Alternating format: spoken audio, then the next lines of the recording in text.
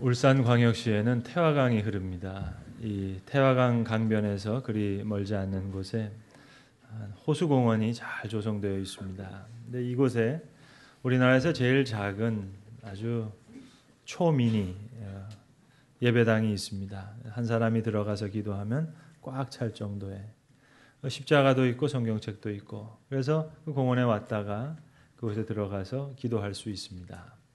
그런데 이 공원에는 이 미니 예배당만 있는 것이 아니라 아주 초미니 사찰도 있고 미니 성당도 있습니다. 역시 한 사람이 들어가면 꽉 찰 정도의 그런 공간입니다. 그래서 불자들 중에 이 공원에 왔다가 그 사찰에 들어가서 부처님 그 불상 앞에서 기도하기도 하고, 또 성당에 다니시는 가톨릭 교도들은 이제 성당에 들어가서 작은 성모 마리아상 앞에서 기도하기도 합니다. 자, 드리고자 하는 말씀은 어느 종교에든지 이런 기도가 있다는 거예요. 때로는 고목나무 앞에서도, 또 정한수를 떠놓고 달을 보면서도 사람들은 기도합니다. 자, 그렇다면 이제 다시 물어야 되겠습니다. 기도가 과연 뭐냐 하는 겁니다. 여러분, 기도는 단순히 문제 해결과 소원 성취를 위해서 하는 것이 아닙니다. 적어도 오늘 본문이 말씀하고자 하는 그 기도는 절대로 그런 것이 아니라는 것을 오늘 본문을 통해서 분명히 우리가 알 수 있습니다.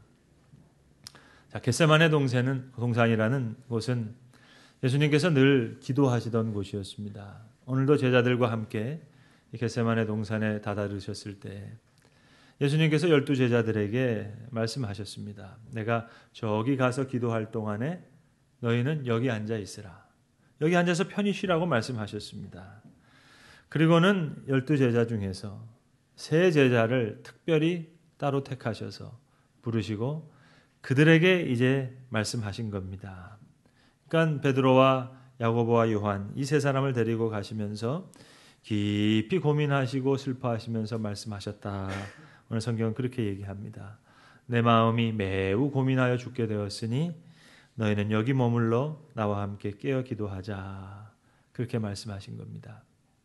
12 제자에게 다 말씀하시는 것이 아니라 3 제자에게 특별히 기도를 부탁하셨습니다. 여러분 아시는 대로 12 제자 중에서 오늘 성경에 나오는 이 베드로와 야고보와 요한은 예수님께서 특별히 아끼시고 특별히 가까이 하신 그런 제자들이었습니다.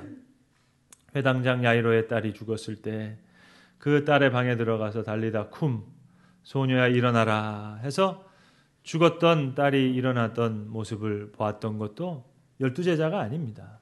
베드로와 야고보와 요한 이 3사람만이 그 광경을 목격한 사람이었습니다. 예수님 변화산상에서 변화된 모습을 보여주셨을 때 호련히 그의 몸이 환하게 변하고, 그리고 하늘에는 엘리야와 모세가 나타났습니다. 구름 속에서 음성이 들렸습니다. 이는 내 사랑하는 아들이니라. 12 제자가 다 경험한 건 아니에요. 오직 베드로와 야고보와 요한 이 3사람만 경험한 일이었습니다. 자, 오늘 예수님 다시 겟세마네 동산에 이르르셨을 때에 다른 제자들에게는 그저 내가 저기 가서 기도할 동안 너희는 여기 앉아 있으라. 그렇게 말씀하셨어요. 베드로와 야고보와 요한만을 따로 불러서 기도하는 곳으로 가시면서 너희는 나와 함께 깨어 기도하자. 이렇게 부탁하신 겁니다. 따라서 여러분, 기도라고 하는 것은 적어도 오늘 본문이 말하는 이 기도는 매우 귀한 것이라는 것을 아셔야 됩니다. 적어도 오늘 본문의 기도는 문제 해결과 소원 성취가 아니에요. 그리스도와 함께 그분의 심정으로, 그분과 같은 심장을 가지고 아버지의 뜻을 묻고 그 아버지의 뜻에 순종하고자 하는 겁니다. 내 마음이 고민하여 죽게 되었으니 너희는 나와 함께 깨어 있으라. 아무한테나 무턱대고 부탁하신 게 아니에요. 특별히 사랑하는 제자에게만 부탁하셨습니다. 깊이 생각해야 되겠습니다. 그래서 우리 찬송가에도 있잖아요. 주 내게 부탁하신 일, 주께서 내게 부탁하신 일, 찬송가 가사처럼 천사가 흠모할 일입니다. 여러분, 부탁받았다는 거, 이거 얼마나 귀한 일입니까? 다른 제자들에게는 그저 여기 앉아 있으라 말씀하셨지만 베드로와 야고보와 요한에게는 너희는 나와 함께 깨어 있자. 나와 함께 기도하자. 이 얼마나 귀한 얘기입니까? 자, 오늘 본문을 잠시 뒤로 하고 오늘 기도에 대한 좀 더 풍성한 이해를 얻기 위해서 기도의 사람으로 알려져 있던 이 한나에 대해서 잠시 살펴본 후에 다시 오늘 본문에 돌아와서 베드로와 야고보와 요한을 좀 생각해 보고자 합니다. 사무엘상 1장 26절에 보시면 한나가 스스로를 나는 기도하던 여자라. 자기의 정체성을 기도라고 밝히고 있습니다. 1장 26절에 기록하기를 내 주여 당신의 사심으로 맹세하노니 나는 내 주 당신 곁에서 늘 기도하던 여자라. 스스로가 기도하던 여자라고 그렇게 한나가 고백합니다. 여러분, 사무엘상 1장과 2장에 나오는 성경의 이야기를 여러분은 어떻게 읽으십니까? 애 못 낳던 여인이 기도하는 중에 아이를 가졌다. 아이를 낳았더라. 그렇게 성경을 읽으세요? 정말 성경이 말씀하는 이야기가 그 얘기입니까? 여러분, 성경은 그렇게 읽어서는 안 됩니다. 아이 못 낳는 여인이 기도해서 아이 가졌더라. 여러분, 그런 이야기는 절간에서도 수없이 많이 들을 수 있는 얘기예요. 그저 부적 써주면서 점 봐주는 점집에서도 그런 이야기는 흔치 않게 들을 수 있는 얘기입니다. 아이 없는 여인이 기도해서 아이 가졌더라. 그 정도의 이야기가 아닙니다, 여러분. 기도는 단순한 문제 해결과 소원 성취가 아니에요. 한나가 기도하는 중에 하나님의 심정을 알게 돼요. 하나님의 마음을 읽게 돼요. 계속 하나님의 가슴에 파고들어요. 그러면서 하나님의 역사에 이 기도하는 여인이 귀하게 쓰여지게 됩니다. 이야기 자체는 그렇게 독특한 얘기가 아니에요. 흔히 있는 이야기예요. 평범한 이야기입니다. 엘가나라고 하는 남편에게 한나라고 하는 여인이 있었습니다. 이 아내 한나를 사랑해요. 그런데 한나가 아이를 갖지 못합니다. 그래서 한나를 이 엘가나 남편이 위로합니다. 내가 당신을 사랑하는데 내가 당신에게 열아들보다 낫지 않느냐. 항상 남편들이 말은 잘해요. 지금 분인나라는 다른 여자 데리고 와서 아이를 낳았잖아요. 지금 한나가 그것 때문에 속이 타는 건데 내가 당신을 사랑하니 내가 열아들보다 낫지 않느냐. 그냥 막 그냥 어떻게 할 수도 없고 말입니다. 그러니까 한나가 처음에는 아들 때문에 기도했어요. 분인나 때문에 속이 탔어요. 머리를 다 뽑아버릴 수도 없고 이 분인나가 그렇게 옆에서 고통이 심해지니까 그냥 그 고통 때문에 기도를 시작했어요. 그런데 한나가 기도하는 가운데 기도가 변해요. 한나의 기도가 하나님의 가슴을 향합니다. 사무엘상 2장에 보시면 한나의 기도가 한 장에 쫙 길게 나와 있어요. 그 기도의 내용을 여러분 보시면 한나의 기도가 하나님의 가슴을 파고 들어가요. 처음에는 분인나가 정말 미웠어요. 야, 나는 기도도 안 해도 이렇게 아들만 쑥쑥 잘나고 잘 나는데 너는 이렇게 지질이 궁상이 야, 그렇게 기도하면서 그렇게 살 것 같으면 야, 난 너처럼 될까 봐 무서워서 그래서도 기도 못 하겠다. 이렇게 나오는 겁니다. 분인나가 밉죠. 이제 기도하지만 이제는 자기 아픔 때문에 기도하는 게 아니에요. 하나님의 이름을 위해서 기도합니다. 하나님, 저 아들 때문에 한 맺힌 여자 아닙니다. 한평생 물고 빨고 옆에서 끼고 그렇게 가지려고 아들 구하는 거 아닙니다. 마치 시편 기자의 고백과 같이 주의 대적, 주님, 나의 대적이 일어나서 너의 기도를 들으시는 여호와는 어디 계시냐. 그렇게 얘기하시는데 내 눈물이 주야로 내 양식이 되었습니다. 마치 기도하는 것처럼 하나님의 이름을 위해서 지금 기도합니다. 저 아들 달라고 기도하는 거 아닙니다. 아들 주시면 하나님 앞에 도로 드리겠습니다. 하나님의 이름을 위해서, 하나님의 나라를 위해서 귀하게 기도하고 있어요. 그 기도를 들으실 때 하나님의 마음이 동하셨어요. 왜요? 하나님도 지금 깊은 고민 가운데 있었거든요. 이스라엘을 볼 때 사사시대예요. 몸은 가나안 땅에 들어왔지만 영적으로 너무 혼미해요. 마지막 사사 엘리가 있는데 제사장 역할도 감당하고 있는데 영안이 흐려져서 주의 음성을 듣지도 못하고 그 두 아들은 정말로 갈 때까지 갔어요. 성전에서 성전 일을 돕는 여인들을 그 성전에서 겁탈하고요. 자, 이런 시대입니다. 하나님께서는 전심으로 하나님을 찾으시는 사람을 찾고 계시는데 이 한나가 맨 처음에는 아들 때문에 기도했는데 분인나가 미워서 기도했는데 하나님의 이름을 위해서 하나님의 가슴을 파고들면서 계속 기도하고 있어요. 그러니까 하나님 차원에서의 역사를 응답을 주시고자 하는 겁니다. 아들 하나 주는 그 기쁨을 주시려고 하는 게 아니에요. 애 하나 낳는 복 정도가 아니에요. 하나님의 일을 시작하는데 이 역사에 이 기도하는 여인을 쓰고 싶은 거예요. 아들 하나 주는 그런 기쁨을 누리게 하는 것이 아니라 사무엘을 낳아서 하나님의 역사에 귀하게 쓰여지는 은혜의 역사에 쓰임받게 하신다 말입니다. 여러분, 우리가 하나님을 만나면 그 누구든 무엇이건 모두가 소중해집니다. 진흙 한 덩이가 하나님의 손에 붙잡혀졌을 때 하나님의 형상을 닮은 사람으로 창조됩니다. 마른 지팡이가 하나님의 권능의 손에 들려서 쓰여질 때 하나님의 능력을 나타내는 거룩한 지팡이가 됩니다. 마른 보리떡 5개, 물고기 2마리가 주님의 손에 들려서 쓰여지니까 허기진 5,000명의 배를 불리는 거룩한 양식이 됩니다. 아이 못 낳는 이야기, 여러분 흔한 이야기입니다. 그런데 기도하는 중에 이 여인의 이야기가 하나님의 뜻에 붙들려서 쓰여지니까 거룩한 역사가 되더란 말입니다. 기도가 그거예요.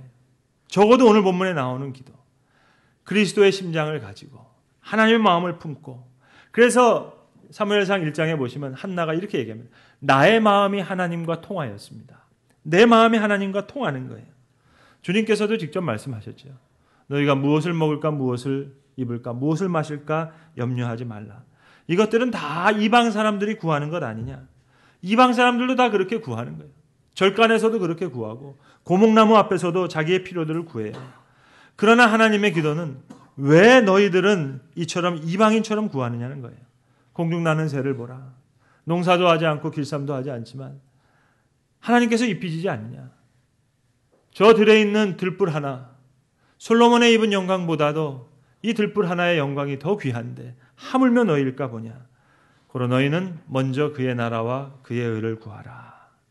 여러분, 기도는 문제 해결, 소원 성취가 아니에요. 기도로 건강관리 잘하고 잘 먹고 잘 살려가라고 그렇게 기도하는 거 아닙니다. 오늘 주님, 너희가 나와 함께 깨어 있을 수 없더냐. 특별히 사랑하는 제자들에게 주님의 심정을 함께 품고 아버지의 뜻을 묻자는 거예요. 그런 면에 함께 있자고 기도를 부탁하시는 겁니다. 왜요, 여러분?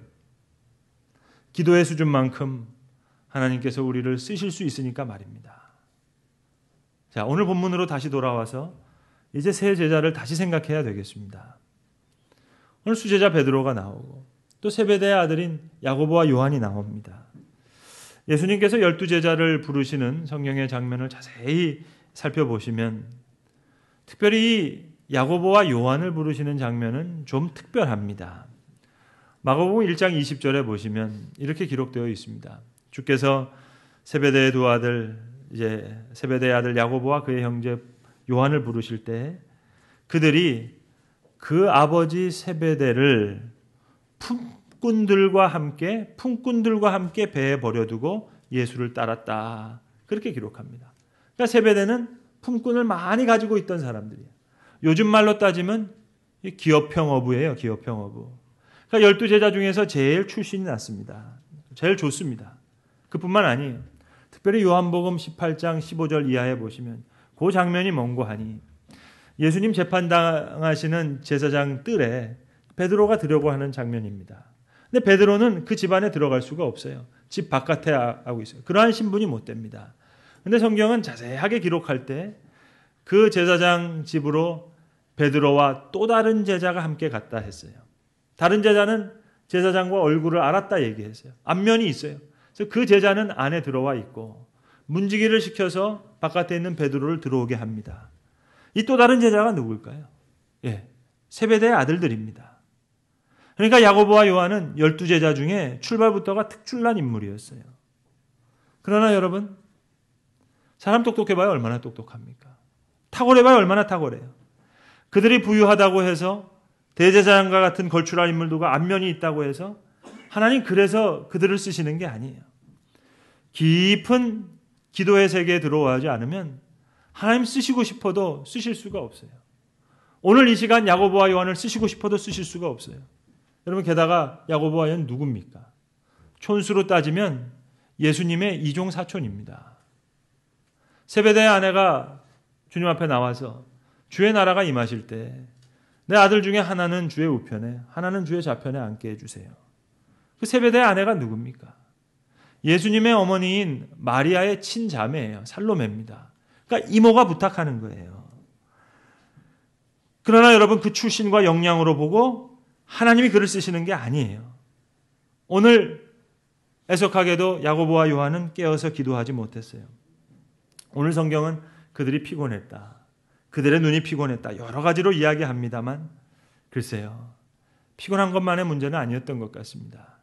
여기 심리적으로 아주 복잡한 문제가 있어요. 예수님께서요 12제자를 부르실 때 제일 먼저 부른 제자는 베드로와 그의 형제 안드레예요. 근데 이 베드로와 야고보가 성경에 보시면 같이 동업을 했다 그럽니다. 요즘 말로 절친이에요. 그러니까 베드로의 소개를 받아서 야고보와 그의 동생 요한을 이제 함께 부르시게 됩니다. 그런데 맨 처음에 그러니까 베드로와 안드레, 야고보와 요한이에요. 4인방이었어요.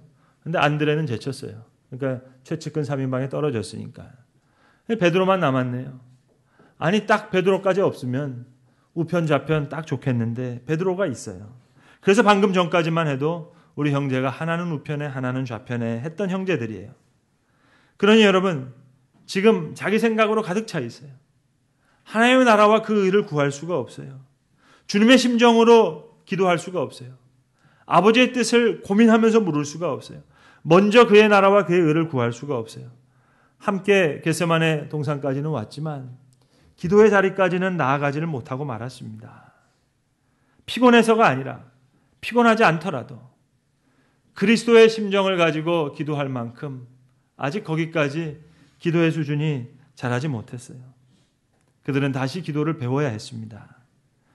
여러분, 하나님께서는 오늘도 우리로 하여금 기도하게 하세요. 기도하는 자를 쓰실 뿐만 아니라 기도하지 않던 자도 기도하게 하세요. 여러 모양으로 기도를 훈련시키신 후에 하나님의 역사에 귀하게 사용하십니다. 야고보도요, 자기도 모르고 대답했죠. 우편에 좌편에 얘기할 때 너희가 내가 마실 잔을 마실 수 있겠느냐 할 때 네, 마실 수 있습니다 얘기했습니다. 그 대답이 뭐였습니까? 사도행전에 보시면 예수님의 12제자 중에서 제일 먼저 순교당하는 제자가 오늘 바로 이 야고보예요.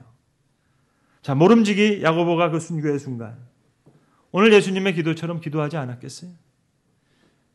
아버지여, 이 잔을 내게서 지나가게 하옵소서.